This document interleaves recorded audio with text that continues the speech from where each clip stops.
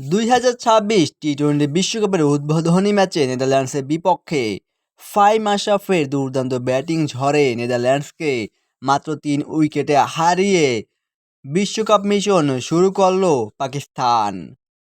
উদ্বোধনী ম্যাচে পাকিস্তানের বিপক্ষে আগে ব্যাটিং করতে নেমে নির্ধারিত 20 ওভারের আগেই 19 ওভার 5 বলে 147 রান সংগ্রহ করেই অল আউট হয়ে যায় নেদারল্যান্ডস, যেখানে নেদারল্যান্ডসের হয়ে সর্বোচ্চ 30 রান করেন ব্যাস্টি ডিডি এবং 24 রান করেন মাইকেল লেভিট এবং 29 বলে 37 রান করেন দলীয় অধিনায়ক স্কট এডওয়ার্ডস।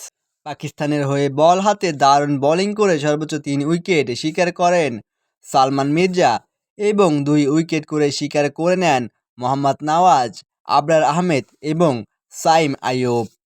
148 রানের লক্ষ্য তাড়া করতে নেমে 19 ওভার 3 বলে 7 উইকেট হারিয়ে জয়ের লক্ষ্যে পৌঁছায় পাকিস্তান, যেখানে পাক বাহিনীর হয়ে সর্বোচ্চ 47 রান করেন শিহাবজাদা ফারহান, 24 রান করেন সাইম আইয়ুব এবং শেষের দিকে মাত্র 11 বলে 29 রান করে দলকে জিতিয়ে মাঠ ছাড়েন ফাহিম আশরাফ।